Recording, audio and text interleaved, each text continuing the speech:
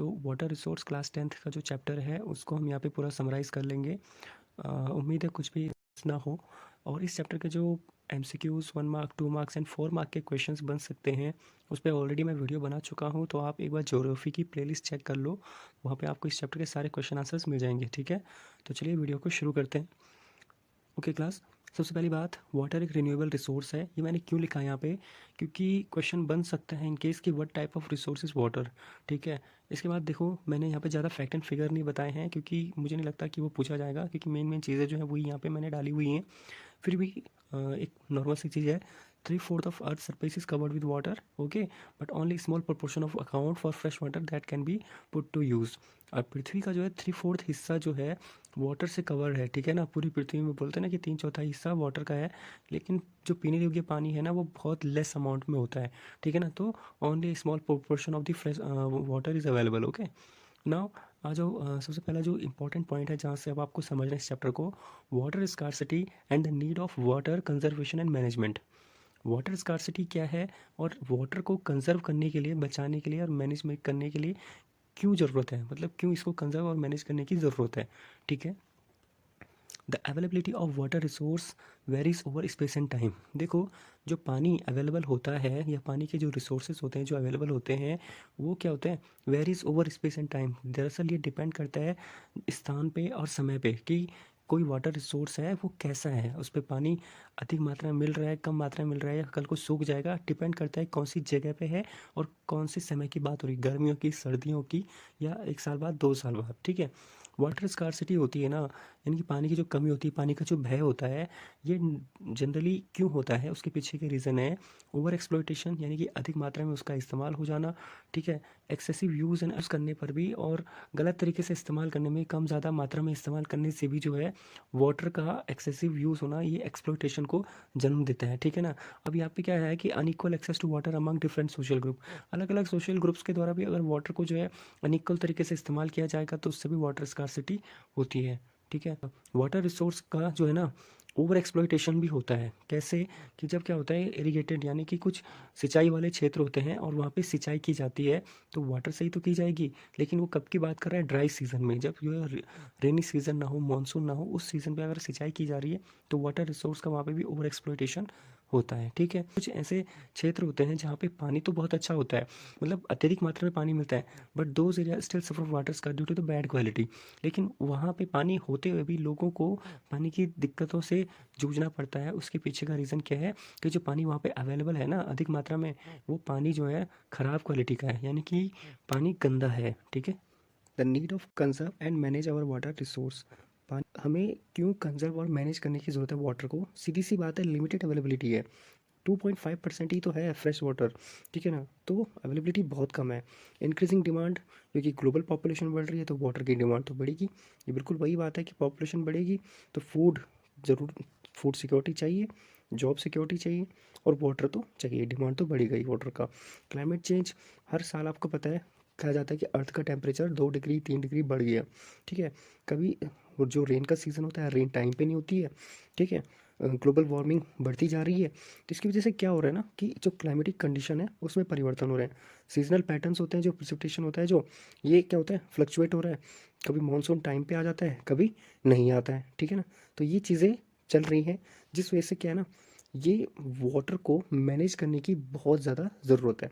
और ये कुछ फैक्टर भी हैं यहाँ पे, ये तो फैक्ट है कि वाटर इतना ही अवेलेबल है, और ये जो इंक्रीजिंग डिमांड है ये फैक्टर है कि इसकी डिमांड बढ़ती जाएगी, और ये सबसे भयानक रूप है जो क्लाइमेट चेंज है। ठीक है ना, क्योंकि अगर इस पे फोकस नहीं किया गया तो हम कितना भी ये फ़र्क कर लें, कंजर्व करने की कोशिश कर लें, उसका कोई रिजल्ट नहीं निकलने वाला। ठीक है, चलिए, multipurpose river project and integrated water resource management. देखो, एंशिएंट टाइम में क्या होता था ना, वाटर को कंजर्व करने के कुछ तरीके थे, जैसे कि कुछ हाइड्रोलिक स्ट्रक्चर देखने को मिलते हैं, डैम ठीक है, पत्थर के बने हुए, बड़ी बड़ी झीलें होती थी, एम्बार्कमेंट एंड कैनाल सिस्टम होता था, इरिगेशन का चीज़ें है ना, ये एंशिएंट टाइम की, वो आज हमारे इंडिया में, मॉडर्न इंडिया में भी देखने को मिलती हैं।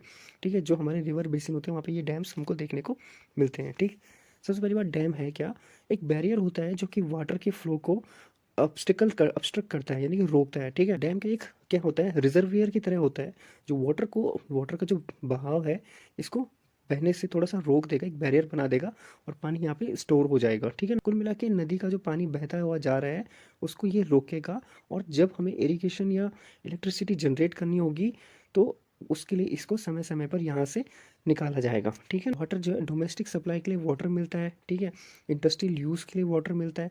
इसके अलावा फ्लड कंट्रोल, अगर कभी नदी में बहुत तेज़ बाढ़ आ गई और सामने डैम है तो उस बाढ़ को रोक देगा, और आगे अगर कोई बस्ती या गांव है तो वो बहने से बच जाएंगे। यहाँ पे इसका बैड इफेक्ट भी है, अगर डैम टूट गया तो फिर जो उतना नुकसान होना नहीं था जितना उससे ज़्यादा नुकसान हो सकता है, पर ऐसा बहुत रेयर होता है, ठीक है। बेसिकली क्या होता है कि डैम हमेशा जो है बचा देता है खतरे से लोगों को, ठीक है। फ्लड जो आ गया नदी में तो पानी को स्टोर करके रख देता है। इंग्लैंड में इसका फिश ब्रीडिंग में इसका इस्तेमाल किया जाता है, इनलैंड नेविगेशन में, और वहाँ पे लोगों को बोटिंग करने का मौका मिलता है, लोग घूमने आते हैं, मतलब टूरिज्म का अट्रैक्शन का काम कर देता है, ठीक है। Side effect of creating dam, अब इसके साइड इफेक्ट में देख लो। Regulating and damming river effect their natural flow, जो नेचुरल फ्लो है उसको ये हमेशा इफेक्ट करेगा, ठीक है ना भाई। जो प्राकृतिक तरीके से नदी बह रही है तो उसको ये स्टॉप कर रहा है ना, तो नेचुरल फ्लो को ये क्या कर रहा है, स्टॉप कर रहा है, ठीक। जो एक्वेटिक लाइफ है उनकी जो हैबिटाट है उसको भी ये जो है क्या कर रहा है, रिस्ट्रिक्ट कर रहा है, ठीक है, उसको भी वीक बना रहा है, ठीक है। ये वाले जीव जंतु होते हैं उनकी लाइफ को भी जो है ये अबेंडन कर देता है, मतलब कि उसमें परिवर्तन कर देता है, क्योंकि अगर वो माइग्रेट होने के लिए एक जगह से दूसरी जगह जाते हैं तो वो नहीं जा पाते हैं डैम के बनने की वजह से, ठीक है। डैम के बनने से क्या होता है ना, जो कुछ एनवायरमेंटल मूवमेंट्स भी देखने को मिलते हैं, जैसे नर्मदा बचाओ आंदोलन, टिहरी डैम आंदोलन।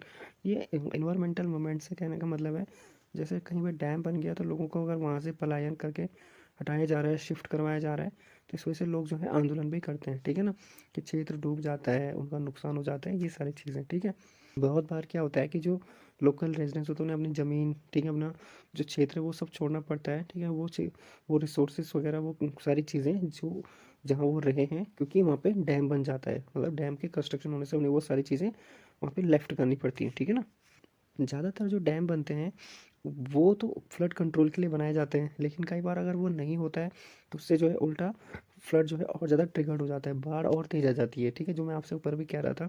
इसके अलावा इससे क्या सॉइल एरोजन भी बहुत ज़्यादा होता है। यूज़ होने से क्या हो जाएगा, अर्थक्वेक आने की संभावना भी हो जाती है, क्योंकि वहाँ पे वाटर का जो सरफेस एरिया है, लेवल है, वो काफ़ी ज़्यादा बढ़ जाता है, ठीक है। वाटर बॉर्न डिसीज़ भी होते होते हैं, क्योंकि वेस्ट पॉल्यूशन हो जाता है वाटर में, ठीक है, अगर उसकी क्लीनिंग नहीं की जा रही है, ठीक। अब यहाँ पे मैप है, इस मैप में आपको कुछ मेजर डैम्स को मैं दिखाना चाहूँगा जो आपसे एग्जाम में पूछे जाते हैं। रिवर्स और डैम्स भी हैं, तो रिवर को आप सिंपली एरो से देख सकते हैं और डैम को आप ये डॉट सर्कल से देख सकते हैं, ठीक है ना। बाकी तो आपकी बुक में भी होगा, आपने देखा होगा सबसे ज़्यादा इंपॉर्टेंट, जैसे उत्तराखंड में टिहरी डैम, ठीक है, और इधर आपका रिहंद डैम, ये स्टेट का नाम आप कमेंट करके बताइएगा। रिहंद, हीराकुंड, ठीक है, नागार्जुन सागर, ठीक है, ये चीज़ें आपसे पूछी जाती हैं, ये डैम्स आपको पूछे जाते हैं बार बार, ठीक है ना। इसके अलावा राणा प्रताप सागर, गांधी सागर, ठीक है, आपका पेरियार, ठीक, पेरियार यहाँ पे आपका, ठीक है। आपको इन जो जो ये डैम्स के मैंने नाम लिए हैं इनके आपको स्टेट्स के नेम कमेंट करके बताने हैं, ठीक है ना। चलिए एक बार फिर से देख लीजिए, पेरियार कौन से स्टेट में है, हीराकुंड कौन से स्टेट में है, रिहंद कौन से स्टेट में है, ठीक है। इसके अलावा नागार्जुन सागर, ठीक है ना, और राणा प्रताप सागर, गांधी सागर, कोटा बैराज, टिहरी। तो ये जो जो नाम मैंने लिए हैं आप कमेंट करके बताना कि कौन कौन से स्टेट में है, क्योंकि यही आपसे बार बार पूछे जाते हैं, ठीक है। इनकी लोकेशन आप एक बार देख लीजिए।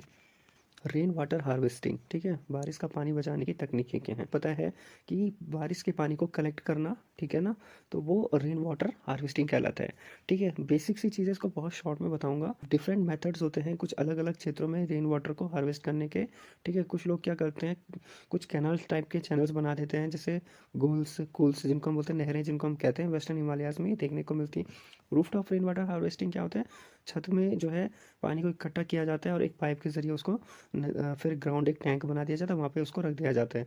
जनरली ये राजस्थान में हमको देखने को मिलता है, ठीक है ना।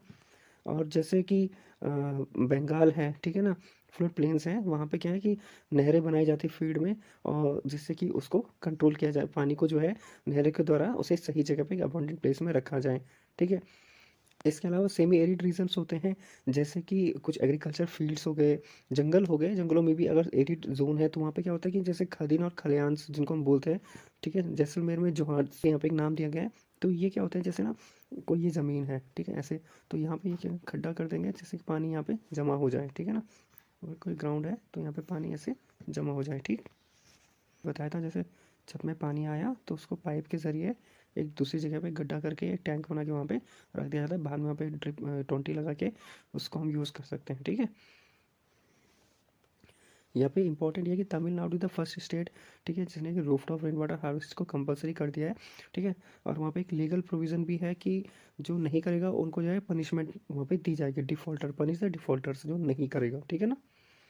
ये चीज़ है, तो इसको एक बार आप ठीक से वीडियो को पॉज करके पढ़ लेना, यहाँ पे जो जो पॉइंट इसके लिखे गए हैं यहाँ पे, ठीक है।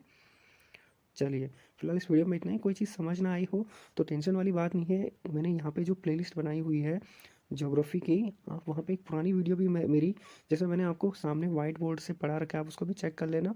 और बाकी एमसीक्यूज़ की भी एक वीडियो है, ठीक है। Thank you everyone.